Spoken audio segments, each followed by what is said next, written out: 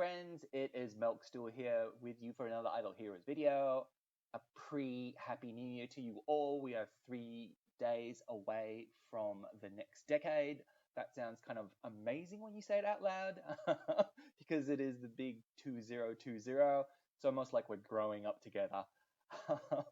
I do apologize for the audio in this video. It probably sounds a bit off. The reason being I'm on holiday and I didn't really want to lug around my $200 microphone with me just to do Idle Heroes video, even though I now have the time to do like actual proper videos.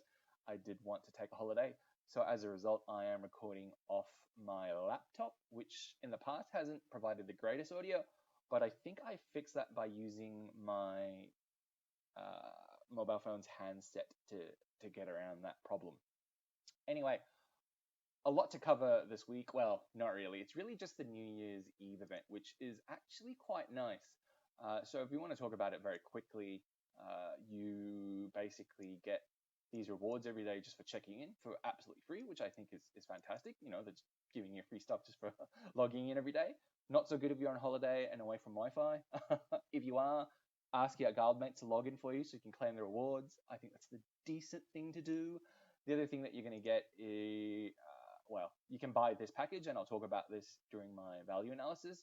You can see I've already bought it because I thought there was enough value there that it was worth buying. Then you're going to get these New Year's Eve gift boxes from the campaign, and they're just going to drop, and you're going to get a random amount. And it's absolutely free, which is great of them to provide. There is no, and obviously if you want to go in the value packages and then buy these things, you're also going to get these New Year gift boxes in here as well. And they come with different values, right? So there are two kinds of boxes. This red one is the happiness box, and then this purple one is the wealth box. And the wealth box is obviously a lot better than the happiness box. But again, you're going to get those for free. And if you buy these value packages, you're also going to get those. And obviously this changes the value of these value packages. So let's talk about the analysis in a bit. Then you're going to get your usual profit events. And so the unique thing about this particular profit event is these feathers, or glorious relics rather, they are a one-off. You usually don't get these with the profit summons event.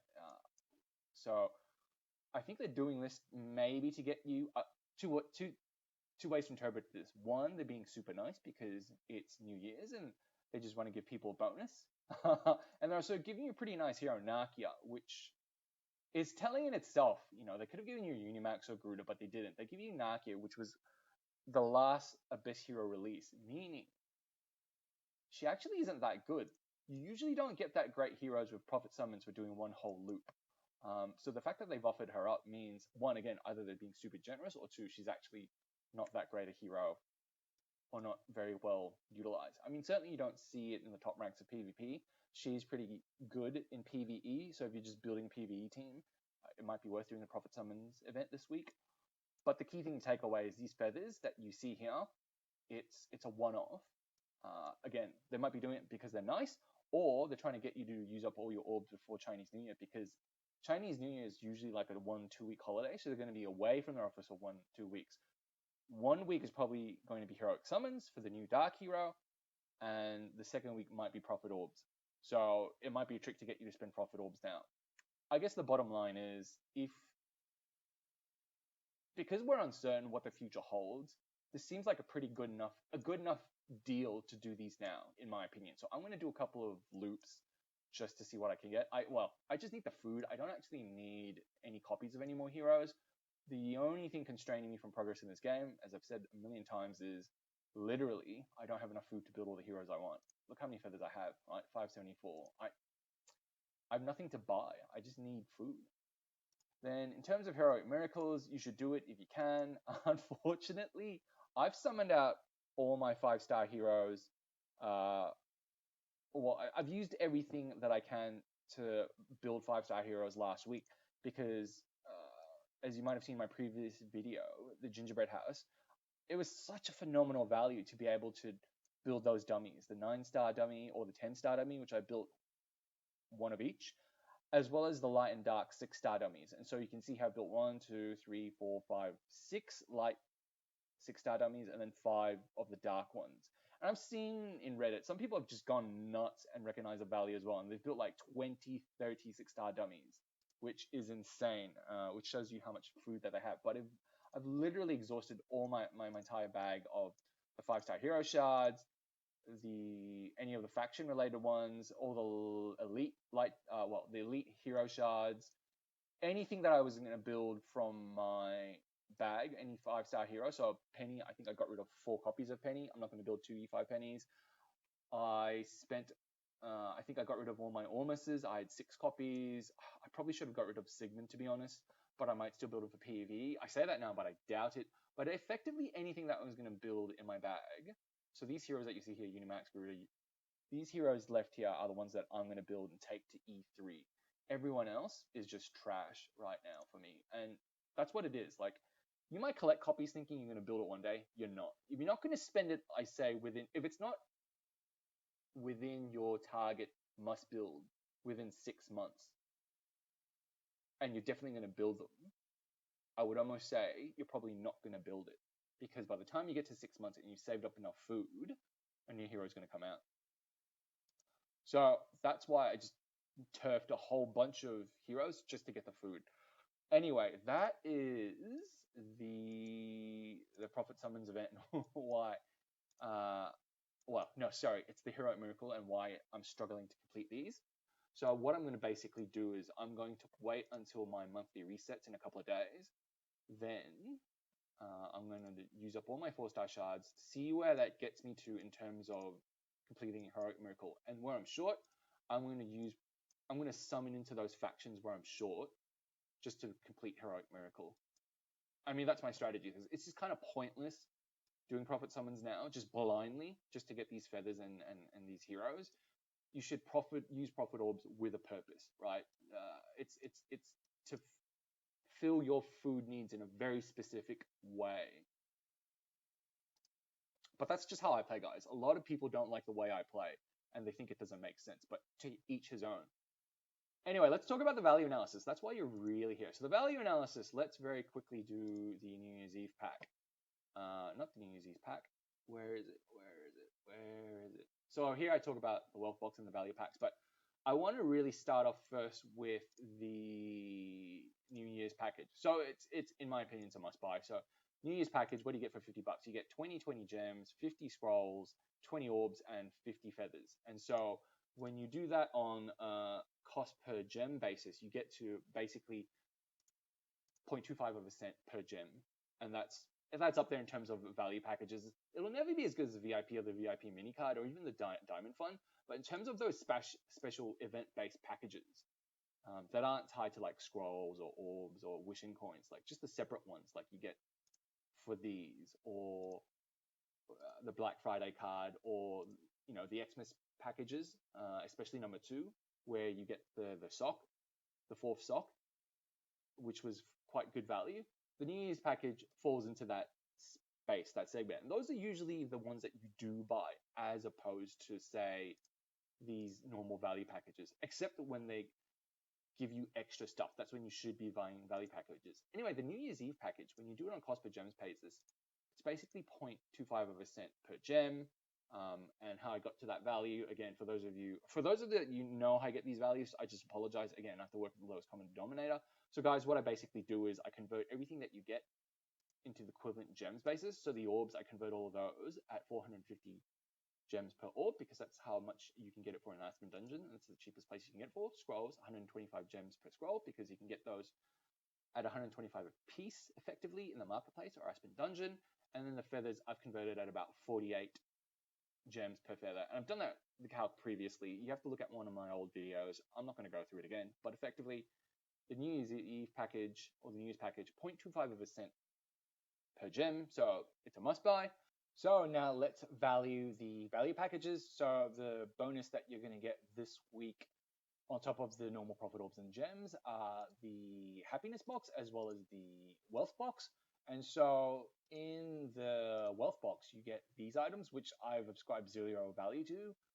If you think these are valuable, feel free to convert it at whatever gem rate you believe is appropriate. You could probably only really ascribe value to this because there's a known value for this in the marketplace. But for these other items, it's hard to put a gem value to it.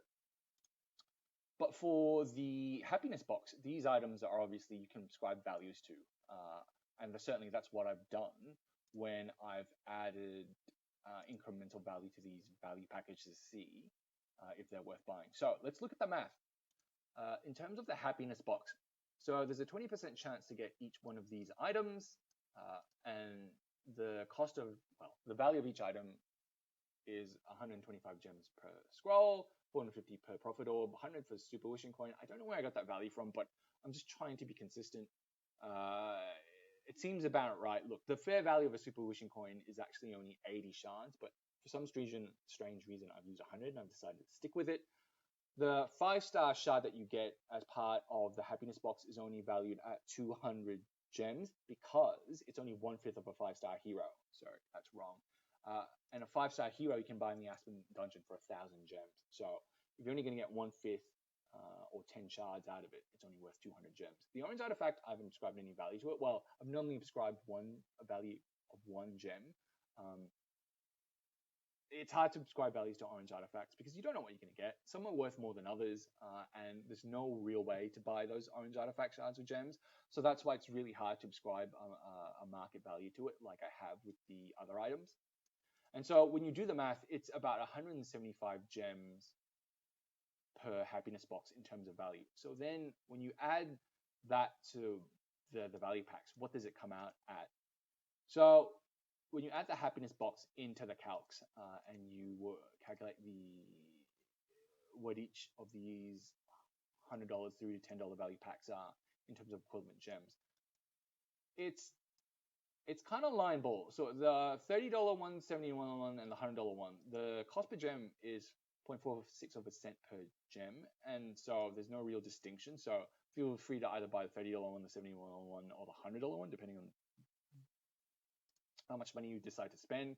And then the $10 one is, there's not enough incremental value there because you only get one happiness box to sort of say, ooh, this is definitely a must buy. In fact, if you look at it, without the happiness box, these boxes cost usually at its cheapest 0.5 of a cent per gem. But when you add in the happiness box, it lowers the cost per gem to about 0.46 of a cent per gem. Is it enough to say buy these value packs? I would almost argue no. I mean, I'd probably wait. I'd be inclined to wait for Chinese New Year, as generous as they are now. But that's just the way I'm leaning. But if you wanted to buy something because I don't know, you got Google gift cards for Christmas, probably buy the $100 one or the $70 or the $30 one. Just don't buy the $10 one. But those are the value packages for this week. The other thing I wanted to quickly touch on was to share with you my progress on Interdimensional Arena. So earlier in the video, yes, thank you, lady. I'm actually in. If I click on my team, which is pointless, so I'm actually an overseer now, and I'm 928th ranked in the overseer bracket, 1,568 overall rankings. I could push higher, but the problem is when I look at the rewards, it's just not there, right? So the difference between Maverick and Overseer in terms of rewards is 30 shards, 5-star shards, and 5,000 pink dust. And then, okay, can argue the frame. So what? I miss out on 2 HP in the frame. My thoughts on Interdimensional Arena is that once people get this frame, this Maverick frame, they're going to drop out. They're just going to lose interest because it's such a ticket. To get to the top 640, I realize it's just all about like spending tickets and constantly hitting refresh on the matchup button until you find someone that is higher ranked than you. So for example, I'm an overseer and this person is a protector too. There's no way in hell I'm going to fight this person for 3 tickets because I'm only going to get 1 point, right? So these people up top, these top 10 players that have schlepped it all the way to the top, they've burnt through hundreds of tickets just to get all the way to the top. So right, great. So now we know FHGZ, we know Jolene, we know $680 frame owner. But if your sole purpose in life and what gives you greatest pleasure is to come top in this world arena, spend the money, just do it. But for me, I like this game. I play it around. I don't really need to come top in world arena. As you can tell, I'm just a deeply value conscious person, and you can probably tell in real life I'm the biggest tight ass in the world. But for me, the rewards just aren't strong enough to fight for the top this time around. If this interdimensional arena was a one-off event, then yeah, maybe I might do it. But the reality is, this is going to repeat every single month. And so if it's going to repeat every single month, I'm just going to basically wait until everyone has got the Maverick frame. And I think once everyone gets a Maverick frame, they're probably just going to do it for the daily rewards, because the daily rewards are phenomenal, right? If you just do 5 battles a day to hit it, what you get in return is just fantastic value. But to spend like any more than 5 tickets a day to stretch and to actually use those tickets to rank up and get to the Maverick, honestly, I would just wait. I would wait until everyone gets their frame, and then people are just going to give up on the interdimensional arena, because the rewards that you get for wasting tickets here, and I need to do a video on what you get versus Trial of the Champions, where you get and it's easy for me to dominate Trial of the Champions on my server. I can basically come top 5, and if I come top 5, I get 900 of these guard coins every single week. 200 guard coins gets you 1 profit orb. So effectively, if I come top, I get 4 profit orbs, which is about 1,800 gems worth of prizes, right? Maybe a bit more, 1,900. And that's, every single week I can get that. And compare that to, why do I keep clicking on the wrong screen? Hard to do 2 things at once. I can't multitask. You compare it to the prize that you get at the end after, 23, 24 days of like burning through a lot of tickets. You look at the reward that you get, and all of a sudden you're kind of like, well, hang on, when I do it on convert these things that you win to gems per day, it's not actually that much. Is it that great a value to waste tickets here or to waste tickets in Trial of the Champion? So my thesis is that when you do out the math, the interdimensional arena isn't actually that great a value. So yeah, if you want it Maverick, just wait 2-3 months until like enough people have gotten it and burned through enough tickets. Because the only thing that's stopping you from getting Maverick, honestly, I don't think it's a power thing. I honestly think it's because you look at the people in the top 640, right? Look at this guy, 4 million power, right? Is that 4 million? Yeah, it is. I've got 7 million power, right? This guy's just burnt through tickets to get there because he wants to frame that badly. He's not even on a merge server. S515, right? So this Kadar, congratulations for being the top 20. And similarly, this person, Paparunas, he probably had a ton of these tickets saved up from being on server 20, a very early server, right? And again, I have more power than this person. I can crush his team. But when I look at how much ticket I have to expend just to get this many points, it's just not there for me. I'd rather burn all my tickets and try the champion, get the Garlic Glory coins, and buy the profit orbs, where I can actually get heroes to progress my team, to advance my team, if that makes sense. So the last thing I guess I want to finish off on is a comment that someone made about one of my videos. I don't normally respond to my subscribers on video, but this was a very interesting comment. So this is relation to my Tara is Trash video. I got a lot of heat for it. A lot of people said I didn't do the testing properly.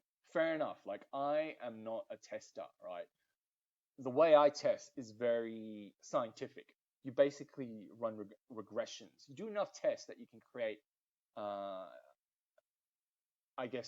findings on it. Because when you do tests in a laboratory, right, they run that test hundreds of times and control for the environment as much as possible. So you've got to use like one lineup over and over again and see what that one hero does to your lineup, as opposed to just shuffling around lineups. And then, look, am I the smartest Idle Heroes player in terms of lineup and theory craft? No, I'm not, right? You come to my channel for value analysis. Like, I look at value more than I tell you, look, you should do, when you do certain heroes, this is the gemstone you can run, this is the enables and stuff. I'm not good at that, right? I listen to everyone else. And so what you see in my heroes is effectively a mirror of the consensus on how to run most heroes, right?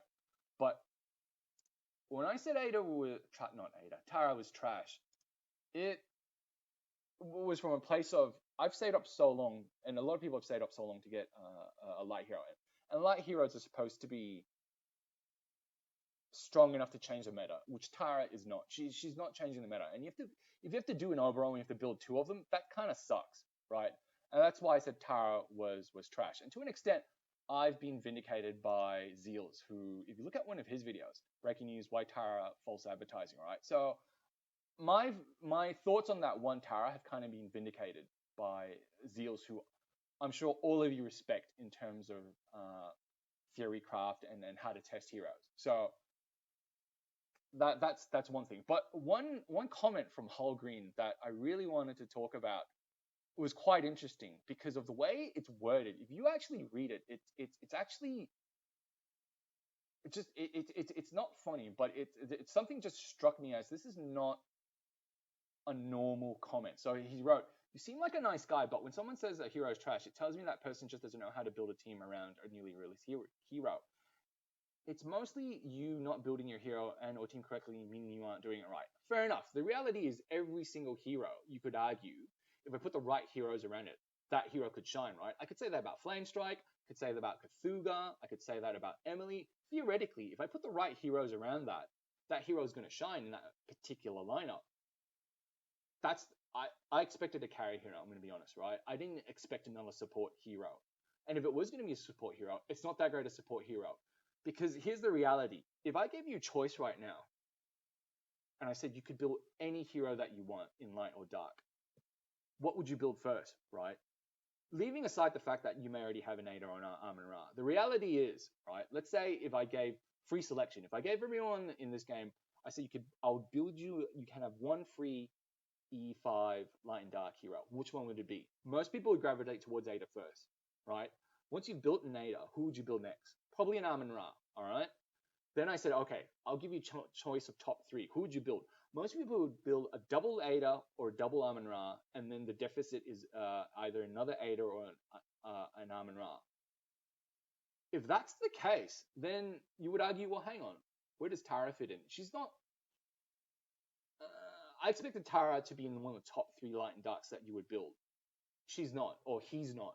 So I'm very tempted, unless they buff Tara over the next few weeks. I'm basically going to regress Tara and build another Amun-Ra, my second Amun-Ra, or my second Ada, because I don't need another support hero right now, and I especially don't need a hero where I need two copies of that just for it to be useful.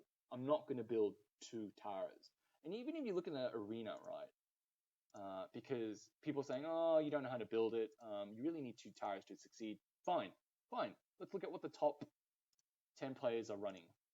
FHGZ, does he have one Tara? One Tara. And look, how many Garudas does he have? One Garuda,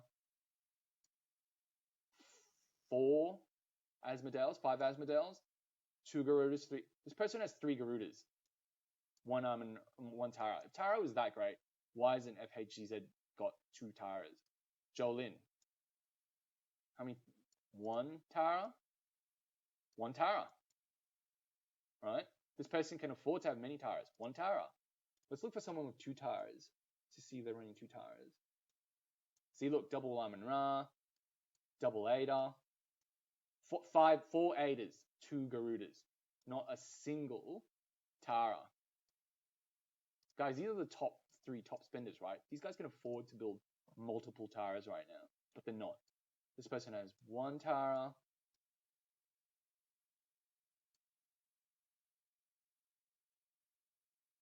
All right. Who else? Let's see.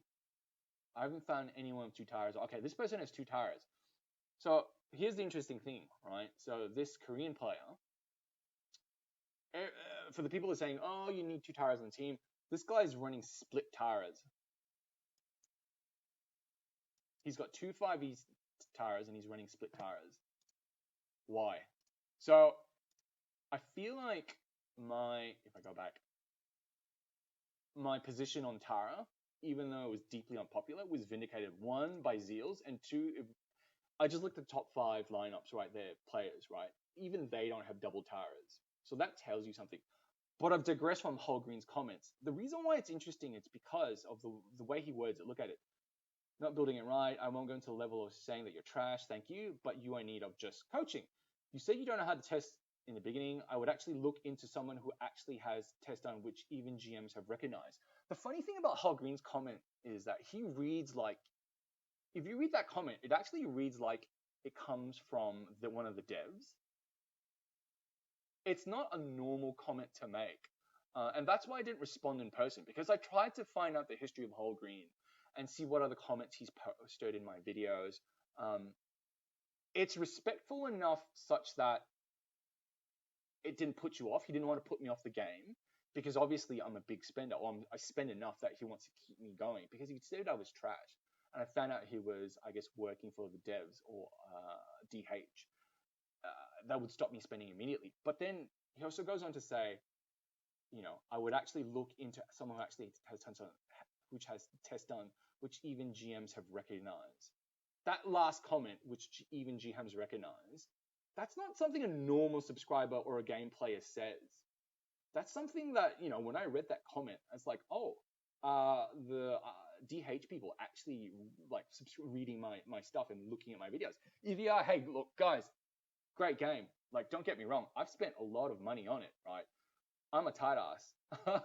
So the only way to appease me is if you just start giving out better value packs, right? Or building heroes that really do change the meta and that make it worthwhile for someone who has spent up enough scrolls. And a lot of people do scale up scrolls for events like these that really change the meta, just to take it to the next level, right?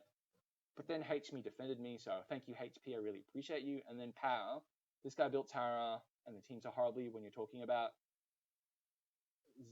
XDS. Some heroes just do better off, but Tara is kind of like Aspen and needs a good team around him. Look, to each his own. This is just my personal opinion. He's not a carry hero. He's absolutely a support hero, but even his support doesn't seem to be doing that much. But look, I'm ranting. Play the game how you want, right? This is just my opinion on Tara. I'm not here to be wrong or right. I'm here to express my opinion, and sometimes it's going to be deeply unpopular. But look, I appreciate you all watching my video. The purpose of this, it's good that we're having these debates, right? If it was just all like the right way to do it, it'd be kind of a boring game. But the fact that we are, I guess, having a good debate about Tara means that, yeah, at least there's talking points, right? And I guess that's the whole point of this community. It's not that one person's right or one person's wrong. It's that there are many different perspectives. And like I said, I'm not by means the best player or a universal player. There's going to be different use cases, and you're going to have different experiences. So this is just me sharing my experiences. Anyway, guys, that's probably the final video for me for this year. I hope you all have a beautiful New Year's Eve celebration. Please stay safe, look after each other, and look, thank you so much for watching my videos, and for those of you who have been watching and with me from the start, and for those of you that have just found my channel, thank you for subscribing and thank you for watching my video. I do appreciate your viewership. You can take solace in knowing that I will never get enough subscribers or enough views to actually run advertising on my channel. So that's the bonus of watching my YouTube videos. Anyway, guys, Happy New Year and stay safe.